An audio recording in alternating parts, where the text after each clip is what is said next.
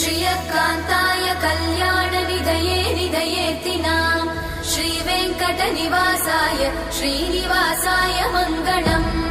Lakshmi सविभ्रमालोकसुभ्रूविभ्रमचक्षुषे